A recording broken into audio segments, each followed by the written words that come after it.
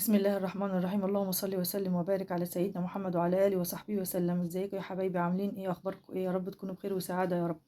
دلوقتي انا هعمل معاكم تتبيله الفراخ البانيه باحلى تتبيله واجمل تتبيله ان شاء الله، جميله جدا جدا جدا. معانا بصل متقطع وطماطم متقطعه وفلفل حراق، وهنحطهم كلهم على بعض ونضربهم في الكبه، وبعد كده نطلع نرجع نحط البهارات ونعمل البانيه.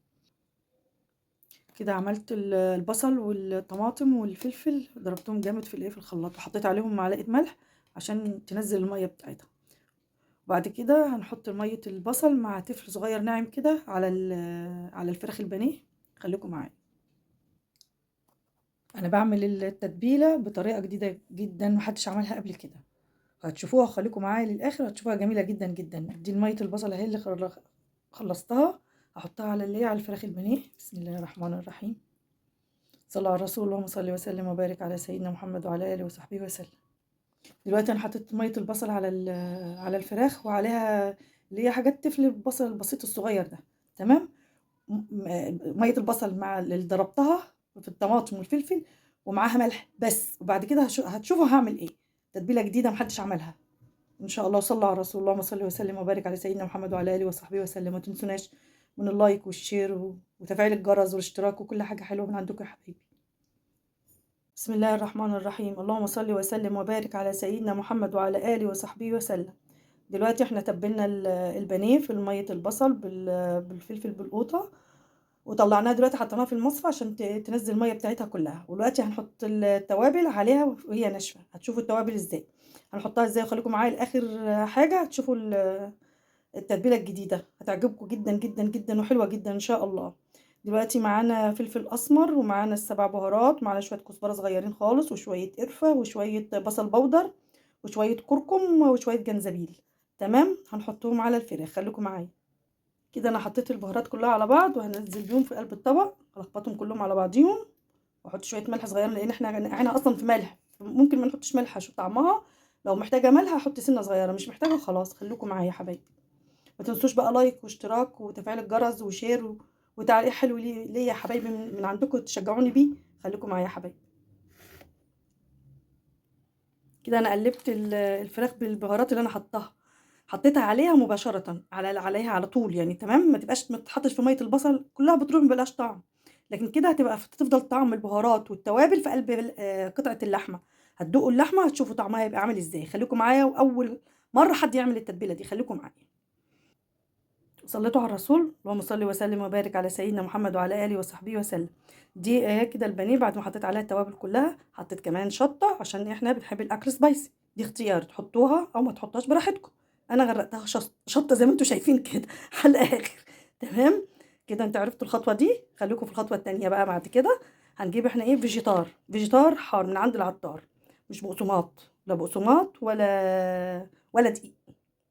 وهنعمل بيض ونضربه بشوية فلفل أسمر. هنضربه ونحطه على الفراخ. خليكم معايا. بسم الله الرحمن الرحيم.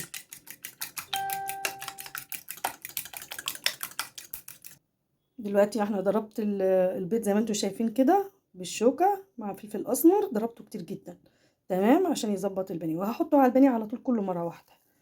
كده تمام. وهنقلبهم في بعضيهم، مش نحط حتة قطعة بقطعة في قلب البيض. هي يعني مش مستاهلة. خليكم معايا. كده انا قلبت البيض على البانيه. كده بقت قطع اهي. تمام. خليكم معايا. قلبين اهو. دي قطعه البانيه اهي، نحطها في الفيجيتار على طول كده. تمام. خليكم معايا. صلوا على الرسول. متنسوش تاخدوا ثواب. اللهم صل وسلم وبارك على سيدنا محمد وعلى اله وصحبه وسلم. كده الفيجيتار اهو. وعشان الكفر ما يفكش منكم، هقول لكم على حاجه تعملوها بعد ما تعملوا البانيه. حطوه نص ساعه بالظبط في الفريزر. نص ساعه في الفريزر، طلعوه حطوه على النار على الزيت على طول. عمره ما يفك معاكم خالص خالص خالص. الكفر عمره ما يفك. جربوه زي ما بقول لكم كده وحطوه وشوفوا هيعمل معاكم ايه. مش هيفك معاكم ابدا ان شاء الله بامر ربنا. بس هيبقى طعمه تحفه. الفيجيتار كمان بيخلي طعمه في حاجه تانية جميل جدا جدا جدا. بسم الله الرحمن الرحيم. خليكم معايا بقى. اعملوا وارجع لكم. صلوا على الرسول. اللهم صل وسلم وبارك على سيدنا محمد وعلى اله وصحبه وسلم. اللهم صل وسلم وبارك على سيدنا محمد وعلى اله وصحبه وسلم. دي البانيه بعد ما اتبل اهون، بعد ما اتعمل بالفيجيتار. هنحمره ونشوف هيطلع ازاي. انا عملت شويه بالفيجيتار وشويه بقسماط على فيجيتار، لكن البقسماط انتوا عارفين طعمه، ده طعم مختلف تماما. والتتبيله، الحاجات البهارات اللي اتحطت على قطعه الفرخه نفسها تفضل الطعم فيها، مش بتتحط في التتبيله الاولانيه بتروح طعمها، لكن كده هتلاقوا الطعم البهارات في قلب قطعه الفرخه. وجربوها وادعوا لي، ما تنسوش بقى اللايك والشير والاشتراك في القناه يا حبايبي لو اول مره تشوفوني، وتفعيل الجرس وتعليق حلو يشجعني. شجعوني يا حبايبي، ربنا يكرمكم يا رب. وما تنسوش تصلوا على الرسول على طول، اللهم صل وسلم وبارك على سيدنا محمد وعلى اله وصحبه وسلم. هحمرها وهرجع لكم تشوفوها في التحمير عامله ازاي. بس هحطها نص ساعه في الفريزر عشان ما تفكش مني في الزيت. ودي جربوها برضو هتشوفوا هتعمل معاكم ايه. خليكم معايا. ادي البانيه، دي البانيه اهو بعد ما تبلناه بالفيجيتار. بصوا انا عملت شويه بالفيجيتار وعملت شويه بقسماط على فيجيتار. تمام. هتشوفوا طعم ده وطعم ده، والبقسماط لوحده انتوا عارفين طعمه، مش محتاجين نقول لكم. جربوا بقى التتبيله بتاعتي دي وادعوا لي وقولوا لي في التعليقات عملت معاكم ايه. كده طعم البهارات والتوابل هتفضل في اللحمه، تفضل في حته الفرخه، في حته قطعه الفرخه. لكن لما بتتحط في ميه البصل اللي بتتبل فيها، تشرب منها جزء بسيط والباقي بيترمي في ميه البصل لما بتصفيها عشان تعملها بالبقسماط والبيض. لكن دلوقتي هي المفروض ان هي شاربة من البهارات كلها. تمام. وادعوا لي بقى، وما تنسوش اللايك والاشتراك وتفعيل الجرس والتعليق الحلو كده من عندكم يا حبايبي. اللهم صل وسلم وبارك على سيدنا محمد وعلى اله وصحبه وسلم. ادي البانيه طلع اهو، شايفين جماله، شايفين حلاوته، والكفر زي ما هو اهو، لا فيها حاجه اتفكت، ومقرمش كمان اهو. سامعين؟ سامعين القرمشه؟ سامعين القرمشه؟ مقرمش خالص كمان، ومفيش لا كفر اتفك من عليه ولا اي حاجه خالص خالص. وجميل ازاي ما شاء الله، ومستوي من جوه زي الفل اهو، زي الفل ما شاء الله ما شاء الله ما شاء الله. بس تنسوش تصلوا على الرسول عليه الصلاة والسلام. اللهم صل وسلم وبارك على سيدنا محمد وعلى آله وصحبه وسلم. ما تنسوش تعملوا اشتراك وتفعيل الجرس ولايك وشير وتعليق حلو يشجعني على الشغل يا حبايبي. مع السلامة مع السلامة مع السلامة يا حبايبي، مع السلامة.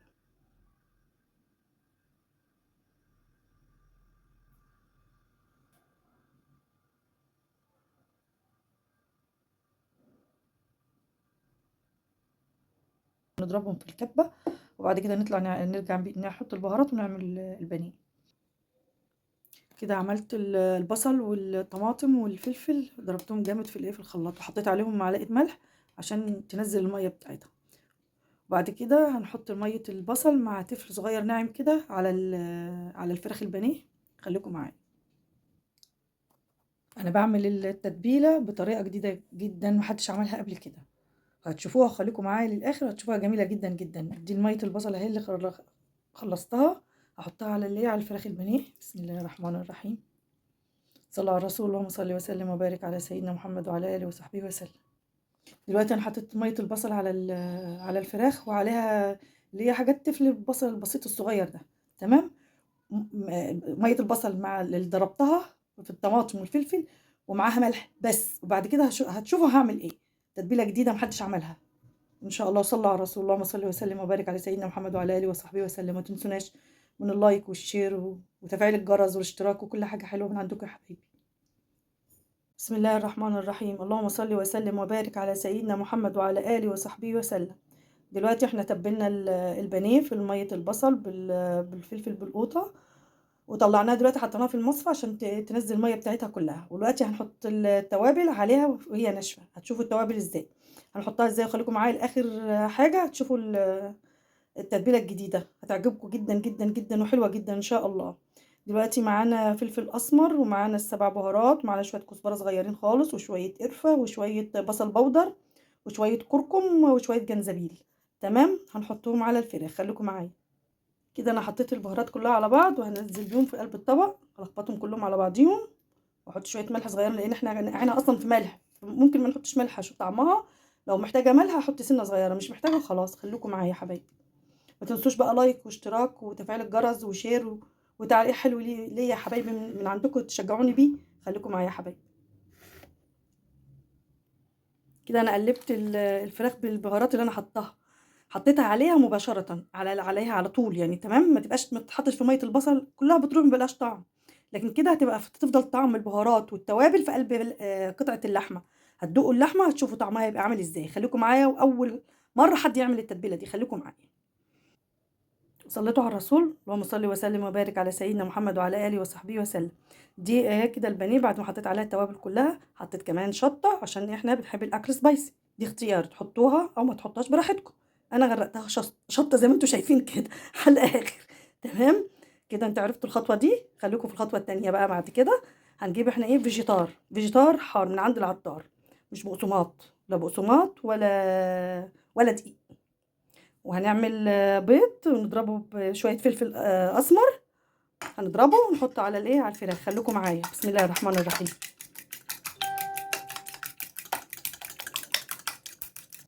دلوقتي احنا ضربت البيض زي ما انتم شايفين كده بالشوكة مع فلفل أسمر، ضربته كتير جدا تمام عشان يظبط البانيه، وهحطه على البانيه على طول كله مرة واحدة كده تمام، وهنقلبهم في بعضيهم، مش نحط حتة قطعة بقطعة في قلب البيض، هي يعني مش مستاهلة، خليكم معايا كده. انا قلبت البيض على البانيه كده بقت قطع اهي تمام، خليكم معايا قلبين اهو، دي قطعه البانيه اهي، نحطها في الفيجيتار على طول كده تمام، خليكم معايا، صلوا على الرسول متنسوش تاخدوا ثواب، اللهم صل وسلم وبارك على سيدنا محمد وعلى اله وصحبه وسلم. كده الفيجيتار اهو، وعشان الكفر ما يفكش منكم هقول لكم على حاجه تعملوها بعد ما تعملوا البانيه، حطوه نص ساعه بالظبط في الفريزر، نص ساعه في الفريزر، طلعوه حطوه على النار على الزيت على طول، عمره ما يفك معاكم خالص خالص خالص، الكفر عمره ما يفك، جربوه زي ما بقول لكم كده وحطوه وشوفوا هيعمل معاكم ايه، مش هيفك معاكم ابدا ان شاء الله بامر ربنا، بس هيبقى طعمه تحفه، الفيجيتار كمان بيخلي طعمه في حاجه تانية جميل جدا جدا جدا. بسم الله الرحمن الرحيم، خليكم معايا بقى اعملوا وارجع لكم، صلوا على الرسول، اللهم صل وسلم وبارك على سيدنا محمد وعلى اله وصحبه وسلم. اللهم صل وسلم وبارك على سيدنا محمد وعلى اله وصحبه وسلم.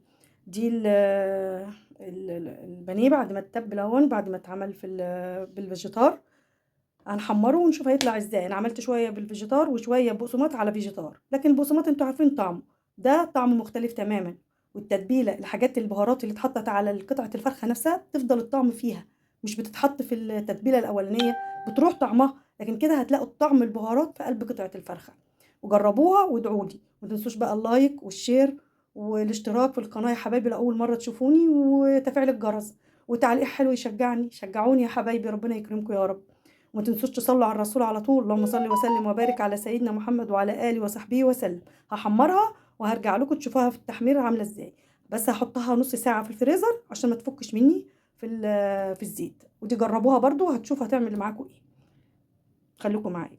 ادي البانيه، دي البانيه اهو بعد ما تبلناه بالفيجيتار، بصوا انا عملت شويه بالفيجيتار وعملت شويه بقسماط على فيجيتار تمام، هتشوفوا طعم ده وطعم ده، والبقسماط لوحده انتوا عارفين طعمه مش محتاجين نقول لكم، جربوا بقى التتبيله بتاعتي دي وادعوا لي وقولوا لي في التعليقات عملت معاكم ايه، كده طعم البهارات والتوابل هتفضل في اللحمه، تفضل في حته الفرخه، في حته قطعه الفرخه، لكن لما بتتحط في ميه البصل اللي بتتبل فيها تشرب منها جزء بسيط والباقي بيترمي في ميه البصل لما بتصفيها عشان تعملها في البقسماط والبيض، لكن دلوقتي هي المفروض ان هي شاربة من البهارات كلها تمام، وادعوا لي بقى وما تنسوش اللايك والاشتراك وتفعيل الجرس والتعليق الحلو كده من عندكم يا حبايبي.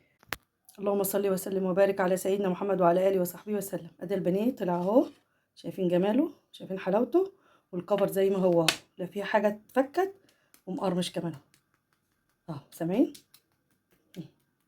سامعين القرمشه، سامعين القرمشه، مقرمش خالص كمان، ومفيش لا كفر اتفك من عليه ولا اي حاجه خالص خالص، وجميل ازاي ما شاء الله، ومستوي من جوه زي الفل اهو، زي الفل ما شاء الله ما شاء الله ما شاء الله. ما تنسوش تصلوا على الرسول عليه الصلاة والسلام، اللهم صل وسلم وبارك على سيدنا محمد وعلى آله وصحبه وسلم. ما تنسوش تعملوا اشتراك وتفعيل الجرس ولايك وشير وتعليق حلو يشجعني على الشغل يا حبايبي.